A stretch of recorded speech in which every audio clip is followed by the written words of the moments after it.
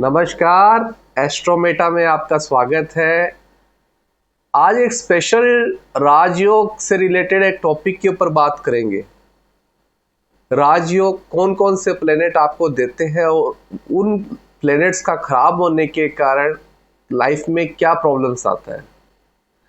तो सबसे इम्पोर्टेंट राजयोग देने वाले सिर्फ दो ही प्लेनेट है 9 में से, सूर्य और चंद्रमा। सूर्य से ही सारे राजयोग बनते हैं और चंद्रमा से ही सारे राजयोग बनते हैं। सूर्य से होने वाले जो राजयोग है वो इतने इम्पोर्टेंट क्यों है और चंद्रमा वाले इम्पोर्टेंट क्यों, उस पर आज चर्चा करेंगे। सूर्य से राजयोग बनने वाले इसलिए इम्पोर्टेंट है कि सूर्य को राजा बोला गया है, सूर्य को विजन बोला गया है, सूर्य को रोशनी बोला गया है। सूर्य ही एक ऐसा प्लेनेट है जो बच्चा देने में सक्षम है। सूर्य ही एक ऐसा प्लेनेट है जो आपको ज्ञान, विजडम, नॉलेज देने में सबसे आगे होता है। सूर्य ही एक ऐसा प्लेनेट है जो एडमिनिस्ट्रेशन और आपके अंदर जो मैनेजमेंट करने का स्किल है वो सूर्य ही देता है। अगर लगन के मालिक के साथ में सूर्य सेकंड हाउस में हो तो ये बहुत बड़ा धनयोग होता है, ये भी एक राजयोग है। और 11वें घर का मालिक भी साथ में हो तो भी सेकंड हाउस में सूर्य के साथ में हो तो एक बहुत बड़ा राजयोग देता है। सूर्य जिनके भी 10वें भाव में है उनको ये बताना नहीं पड़ता कि आप क्या बिजनेस करोगे, कैसे करोगे, वो कभी आपसे सवाल ही नहीं करेगा। उसको आप ज्ञान भी दोगे तो बोले ज्ञान सुन लेगा, पर करेगा वही जो उसको सही लगता है। यह है सूर्य से बनने वाले राजयोग। सूर्य 5वें घर में हो तो इंसान के पास नॉलेज बहुत अच्छा होता है। और यह भी बोला गया है सूर्य जब जब 5वें घर में किसी के भी होता है, बस मेलिफिक्स के साथ ना हो या मेलिफिक्स की दृष्टियां ना हो, तो ऐसे ज़्यादातर बच्चे देने में और लड़का देने में सक्षम बोला गया है। सूर्य को अगर थोड़ा आप ध्यान से देखेंगे कि हमारी आंख का जो विजन है वो भी सूर्य को रिप्रेजेंट करता है। तो सूर्य इतना इंपॉर्टेंट प्लेनेट है कि ये अगर मेलिफिक्स में आ जाए या पाप कत्री में आ जाए या गलत घरों में चला जाए तो सूर्य उस इंसान की लाइफ में सूर्य से मिलने वाली कोई भी चीज उसको कभी मिल ही नहीं पाती है। वो हमेशा खोज करता रहता है और फेलियर होता रहता है। तो आज शुरू करते हैं कि सूर्य कौन कौन से राजयोग देता है और किन किन घरों में सूर्य सबसे अच्छा माना गया है। सूर्य सबसे अच्छा माना गया लगन में, क्योंकि देखिए आप, लगन का मतलब है कि आपका जन्म कहां से हुआ है। अगर सूर्य लगन के अंदर है तो आपका सूर्य के जगह, सूर्य जो प्लेनेट है वहां से आपका लग्न, आप वहां से जन्म लिए हैं। लगन में अगर सूर्य हो, इंसान को बहुत बड़ा एक राजा बनने का योग्यता देता है। सही राय, सही एडमिनिस्ट्रेशन और उसको सही मैनेजमेंट स्किल अपने आप मिलती रहती है। सूर्य अगर सेकंड हाउस में हो तो ये धनयोग देने में बहुत बड़ा सक्षम रोल प्ले करता है। सूर्य तीसरे घर में हो, ऐसे लोगों के अंदर कोई भी एक्शन लेने के लिए हमेशा इंस्टेंट एक्शन लेते हैं। एक बहुत अच्छी बात किसी ने कही थी कि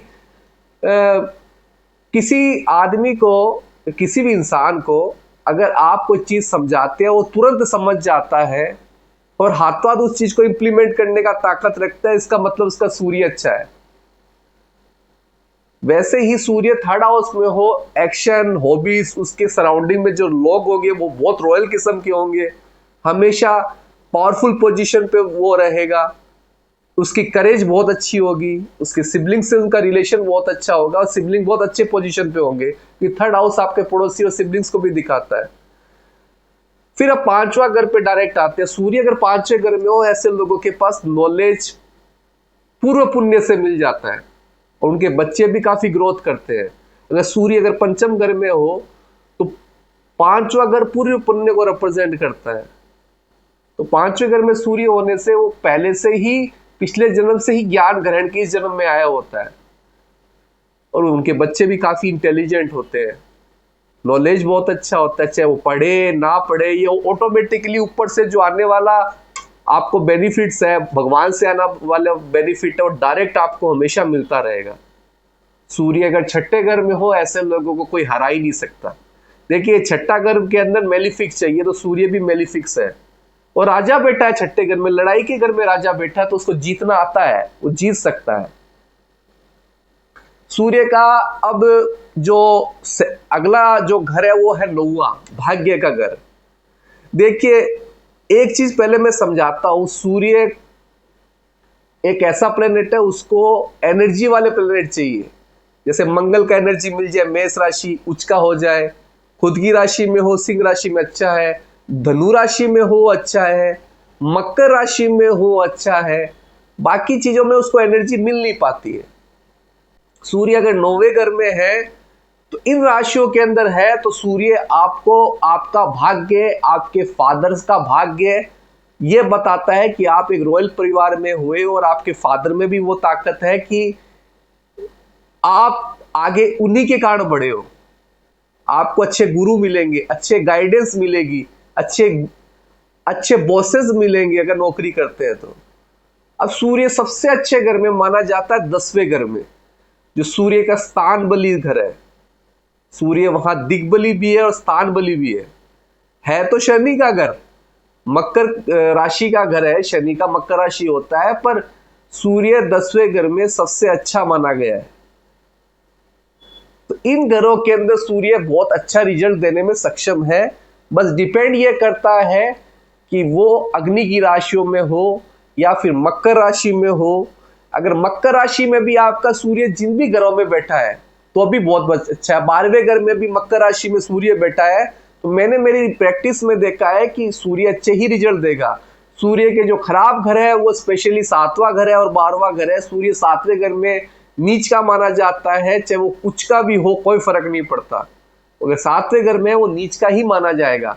और सूर्य अगर 12वें घर में हो तो सूर्य का मरण करण स्थान है, वो मतलब वो अंधेरे का घर है। अंधेरे के घर में सूर्य बिल्कुल भी अपना प्रकाश दिखा नहीं पाता, लास्ट में उसके नेगेटिव परिणाम आते ही है। अब कुछ कंडीशंस है जिसमें सूर्य खराब नहीं हो सकता है कि बृहस्पति की दृष्टि उसके ऊपर हो, 7वीं दृष्टि को छोड़ के बृहस्पति की 5वीं दृष्टि उसके ऊपर हो या 9वीं दृष्टि उसके ऊपर हो, तो सूर्य किन्हीं भी घरों में हो फायदा ही देगा।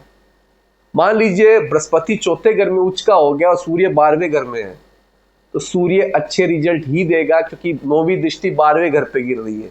तो नेगेटिव परिणाम जो आने थे बृहस्पति उसको बचा लेता है, क्योंकि बृहस्पति की दृष्टि जहां जहां पड़ी है 5वीं और 9वीं, वहां पे चाहे कितनी बड़ी भी प्रॉब्लम हो वो बृहस्पति ठीक कर देता है। इसीलिए बृहस्पति को गुरु बोला गया है।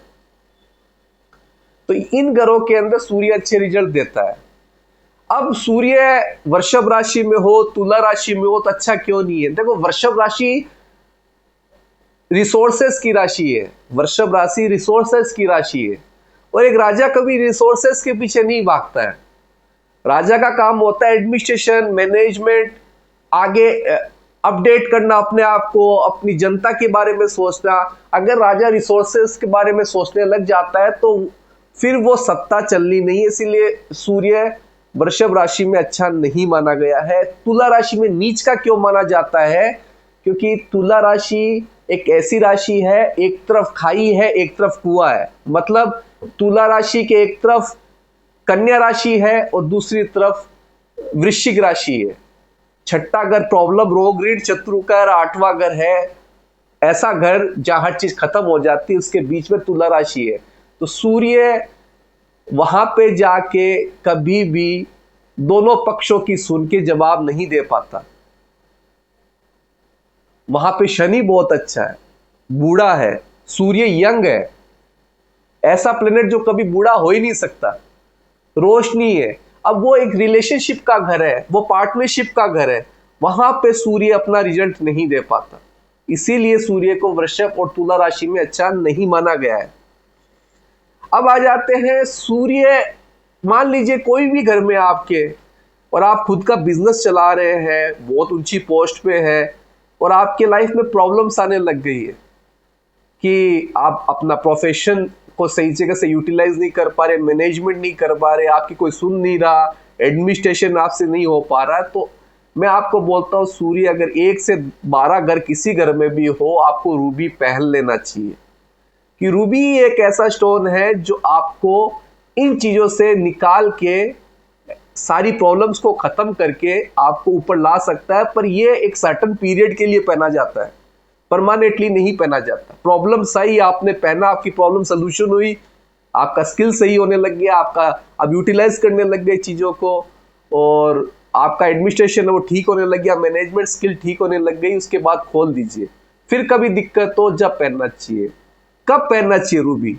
सूर्य जब उचका हो, सूर्य जब मकर राशि में हो, ट्रांजिट में उचका हो, सिंह राशि में हो, धनु राशि में हो, उस टाइम आपको रूबी धारण कर लेनी चाहिए। अब रूबी कहाँ की पहननी चाहिए, बहुत बड़ा सवाल है। रूबी कहाँ की पहननी चाहिए? रूबी ओल्ड बर्मा से भी आता था, मेडाका अक्सर से भी आता है, मोजापिक से भी आता है। वो आपका कुंडली देख के डिसाइड करना पड़ता है कि आपको कौन सा लॉन्गिट्यूड और लेटिट्यूड चेक करके आपको उस जगह का रूबी पहनना चाहिए।